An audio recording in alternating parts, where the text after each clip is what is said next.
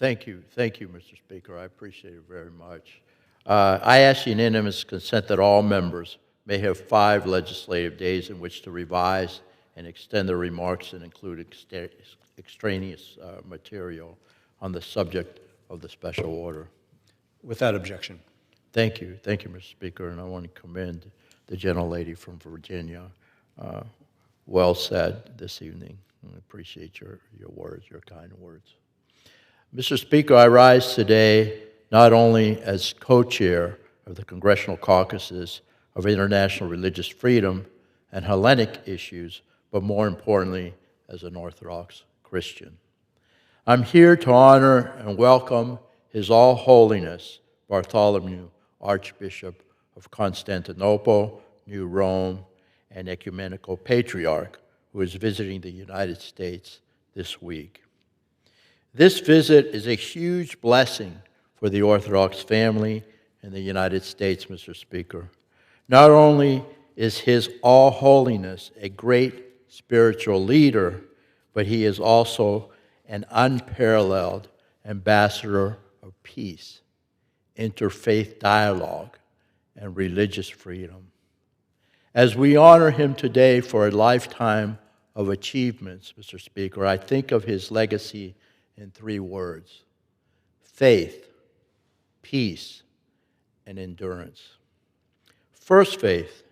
His All Holiness has led millions of the faithful in the global Orthodox Church for more than 34 years, conscientiously carrying the legacy of St. Andrew, the Apostle, and upholding the 2,000-year-old traditions of the Ecumenical Patriarchate of Constantinople, the Holy See for over 300 million Orthodox faithful worldwide. His leadership of the Eastern Orthodox community has impacted and will continue to impact this ancient church and doctrine for centuries to come. But his role extends far beyond the Orthodox Church, which brings me to the second point: peace. Throughout his selfless service, Ecumenical Patriarch Bartholomew has been at the forefront of interreligious dialogue, setting the stage for a more peaceful and cohesive world. He has a record of reaching out and working for peace and reconciliation amongst all faiths, and has fostered dialogue among Christians, Jews, and Muslims.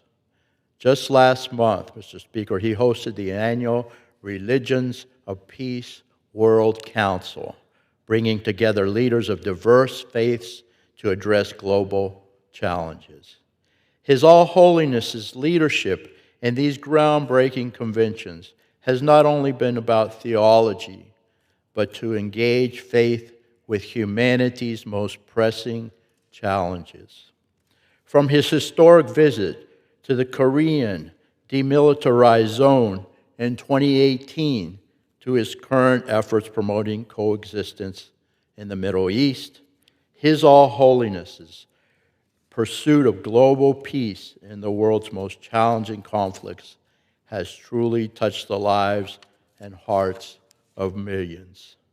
In fact, Ecumenical Patriarch Bartholomew received on his first official visit to the United States in 1997 the Congressional Gold Medal, sponsored by my father, Congressman Michael Bilirakis, and many, many others.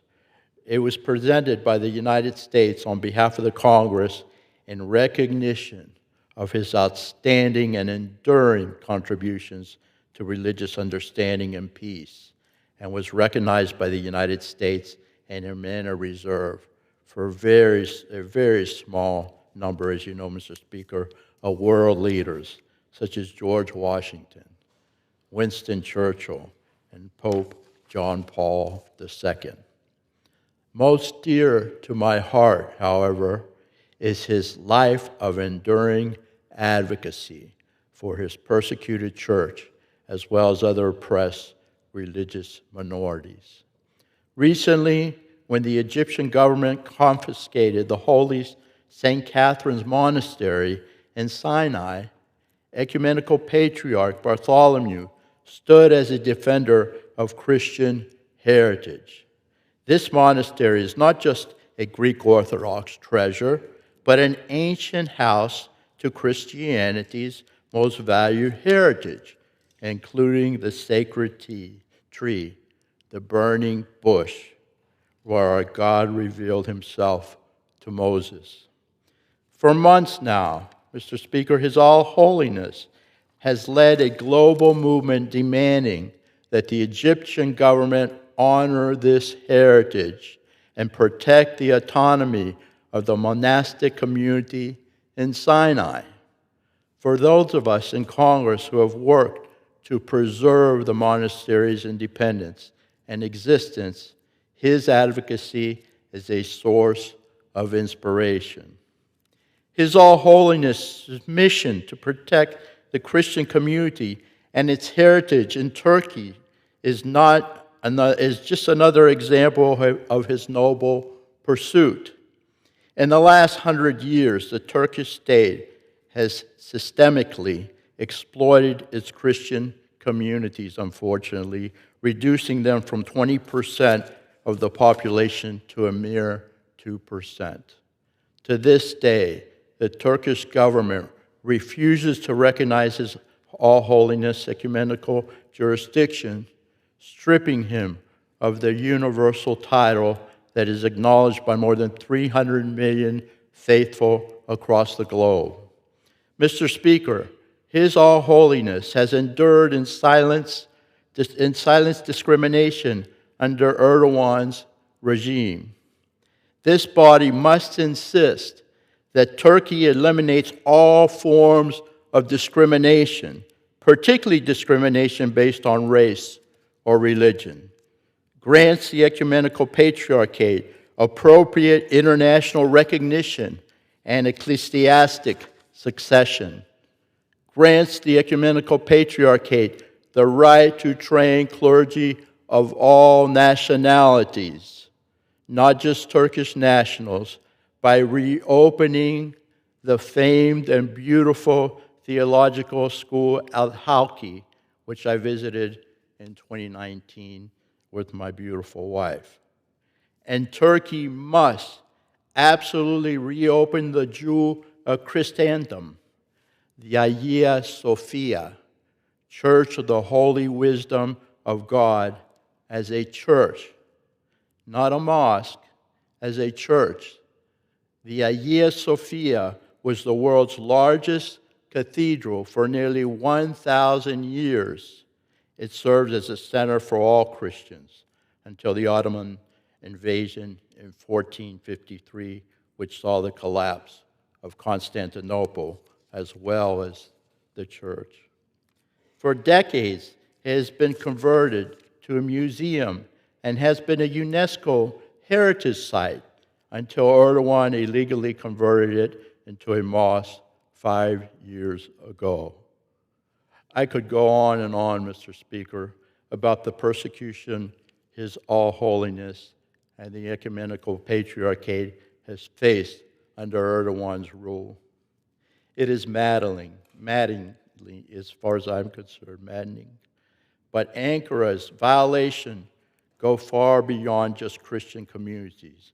Just over the summer, Mr. Speaker, the government authorities in Istanbul arrested 41 Muslim women, including 15 minor girls, solely based on their religious expression.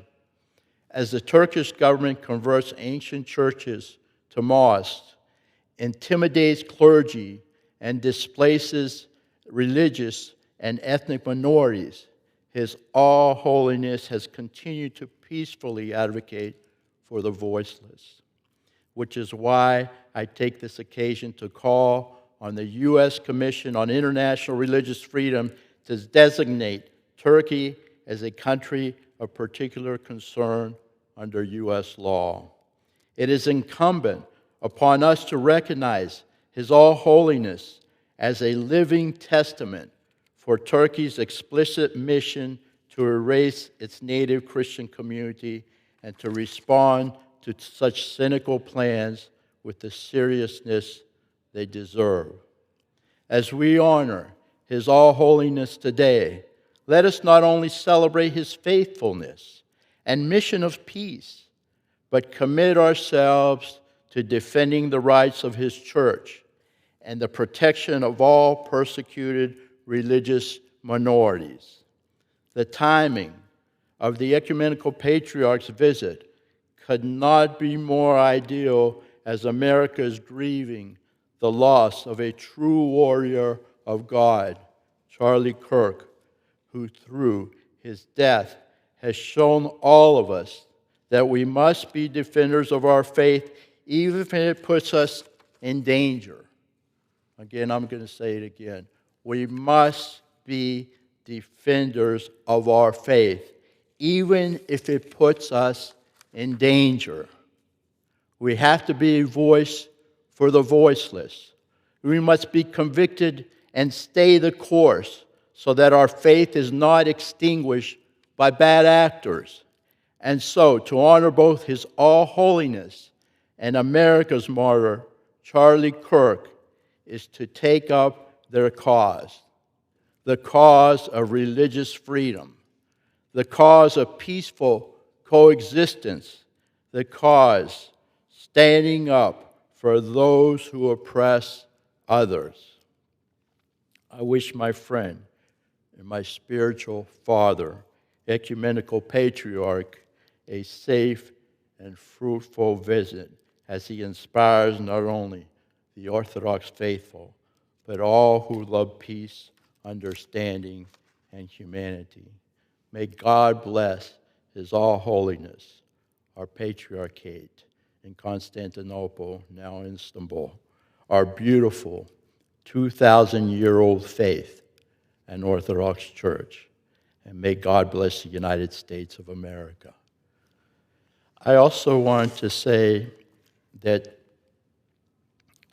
my Archbishop Yakovos stood with Martin Luther King and marched at Selma. He was called by Martin Luther King.